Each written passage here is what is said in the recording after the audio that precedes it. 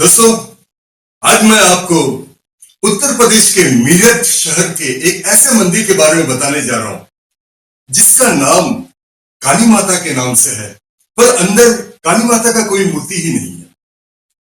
दोस्तों, जैसे कि आप जानते हैं, हम सभी ये करते हैं, जब भी कोई शहर में जाते हैं किसी काम से, तो अपने फुर्सत के क्षण में वहां के जो भी दार्शनिक स्थान है वहां जाने की जरूर कोशिश करते हैं।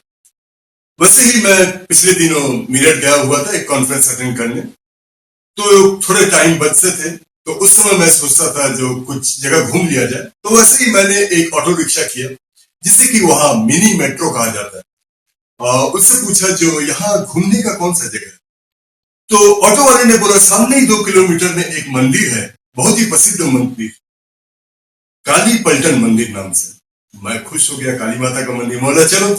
तो बस 1-2 किलोमीटर में मंदिर के एक चौराहे में आके उन्होंने मुझे उतार दिया। मैं जब देखा तो सामने एक बहुत बड़ा बोर्ड दिख रहा था जिसमें लिखा था श्री औघरनाथ शिव मंदिर। मैंने मिनी मेट्रो अर्थात ऑटो वाले से पूछा, आप तो काली माता की मंदिर कह रहे थे, पर यहाँ तो शिव भगवान का मंदिर है। तो उन्होंने बताया जो यही काली पलटन मंदिर है। खैर, मैं ज्यादा बहस करना उचित नहीं समझा, मैं आगे चला गया। आगे जाके जब मंदिर में प्रसाद खरीद रहा हूं, तब मैंने उनसे पूछा जो ये मंदिर किस भगवान का है। तो उन्होंने कहा ये बहुत सारे भगवान है, मेन शिव भगवान। चलिए फिर आगे बढ़ा मैं। आगे बढ़ते ही एक और द्वार आया जिसे कि नंदी द्वार कहते हैं, जैसे कि आप देख रहे हैं। नंदी द्वार से हम अंदर गए। अंदर जाते ही मेरा मन प्रसन्न हो गया। सबसे पहले तो मैं आपको बता रहा हूं, जो दाएं तरफ क्या था। दाएं तरफ शिव भगवान को अर्पित करने के लिए जल का सभी सामग्री वहां उपस्थित है, यानी लोटे, उसका चंदन घिसने का चंदन बाटा, चंदन की लकड़ी, वहां पे एक ट्यूबवेल भी था, तो हमने थोड़ा सा चंदन भी लिए, एक लोटे में पानी भी भरे, फिर आगे बढ़े। आगे जैसे ही बढ़े तो दोस्तों, आप जैसे देख रहे कैंपस बहुत ही बड़ा है, बहुत ही भव्य है।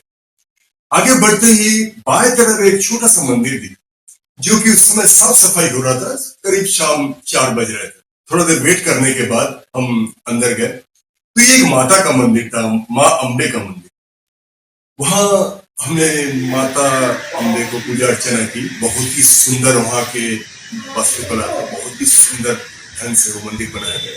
थोड़ा देर वहां रुके, उसके बाद दोस्तों आगे बढ़े इस मंदिर में, मंदिर परिसर में। आगे जैसे ही बढ़े तो वो एक शिव मंदिर आ गया, जो कि असल मंदिर है वहां का, वो भी बाएं तरफ पड़ता है, जो श्री औघरनाथ शिव मंदिर नाम से जाना जाता है। दोस्तों, अंदर जैसे कि आप देख रहे हैं, शिव पार्वती की एक मूर्ति है, और उसके थोड़ा ही से नीचे एक शिवलिंग है, जहां सब लोग पूजा अर्चना कर रहे हैं। शिवलिंग को छूने होने से कोई रोकता टोकता नहीं है, आप जिससे भी चाहो अभिषेक कर सकते हैं, दूध दही जो भी है, सोना चांदी जो भी।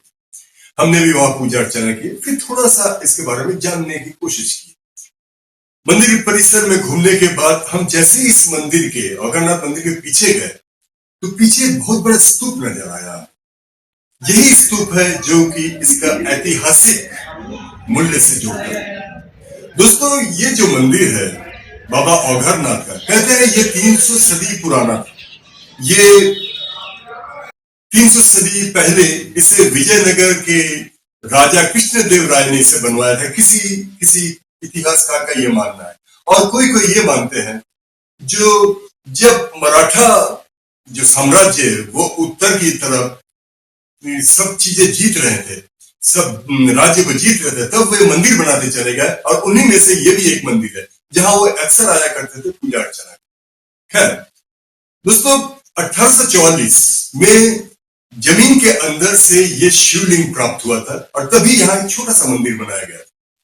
अब सुनिए इसका नाम काली पलटन क्यों। दोस्तों, जैसे कि आप जानते हैं कि मेरठ जो है वो सैन्य टुकड़ियों के लिए, मैंने सैनिक रेजिमेंट के लिए ही फेमस है। तो उस समय भी अंग्रेज लोगों का यहाँ पे सैन्य दल रहा करते थे, और उस समय करीब 2500 सैनिक, भारतीय सैनिक इस रेजिमेंट में काम करते थे, जो कि दरअसल 3 टुकड़ों में बटे हुए थे, 2 पैदल सैनिक वाले और 1 घुड़सवारी वाले। और इन सैनिकों को काली पलटन कहा जाता था। काली क्योंकि उनके जो शरीर के रंग होते तो काले, और पलटन यानी सैनिक के दल। तो दोस्तों इसी से ये जगह का नाम काली पलटन पड़ा, जगह का नाम। और ये जो चौराहा है, इस चौराहे में ये जो तीनों टुकड़ियां है यहाँ आके मिलते थे, और यहाँ एक तो छोटा सा कुआं भी है जहां वे लोग पानी वानी पीते। दोस्तों उन्हीं दिनों की बात है, 1850 वगैरह के आसपास, जो यहाँ पे इनकी गतिविधियां आके मिलना जुलना होता था। उसी समय एक बाबा भी आया थे यहाँ पे, और यहाँ अक्सर पूजा अर्चना करते थे। तो दोस्तों हुआ ऐसे, जो 1957 के आजू बाजू बाबा को पता चला जो अभी जो कारतूस अंग्रेज इनको दे रहे, सैनिक को दे रहे, उसमें सुअर की चर्बी और गाय की चर्बी है, और जिसे ये मुंह से खोल, फिर और क्या था, उन्होंने पुजारी को बोल दिया जो इन्हें यहाँ का जल पीने मत दो क्योंकि अशुद्ध हो जाए। बस इसके बाद ही ये जो काली पलटन वाले सैनिक है, इनको पता चल गया जो इनके जो कारतूस दिए जाते हैं उसमें चर्बी है। बस यहीं से वे पहला क्रांति शुरू हुई अंग्रेजों को भी। तो इसका यही ऐतिहासिक मूल्य है। अब दोस्तों चलते हैं हम ये औघरनाथ मंदिर के आगे। कौन सी मंदिर आगे थोड़ा सा बढ़े तो सामने सीधा, यानी गेट के सीधा, एक राधा कृष्ण का मंदिर है जो कि बहुत ही भव्य है, जैसे कि आप देख रहे हैं। हम अंदर गए, वहां भी पूजा अर्चना की, वहां परिक्रमा भी किया। परिक्रमा के दौरान दीवारों में बहुत अच्छा अच्छा तस्वीर बनाया गया, बहुत अच्छी अच्छी मूर्तियां लगी। ये मंदिर पूरी तरह से बहुत भव्य है। बाहर का तो आप देख ही रहे हैं, मंदिर का कैंपस बहुत बड़ा है। दरअसल ये मंदिर संगमरमर का बना हुआ है, और इसे 1968 में इसका सही रूप से बनाने का कार्य शुरू हुआ, और धीरे धीरे ये इतना भव्य रूप। तो दोस्तों ये औघरनाथ शिव मंदिर होने के बाद भी आज भी इसे काली पलटन मंदिर नाम से ही जाना जाता है। और इसका यही महत्व है कि यहाँ ही पहला जो क्रांति जो हमारे देश का अंग्रेजों को विरोध शुरू हुआ था, वो यहीं से शुरू हुआ।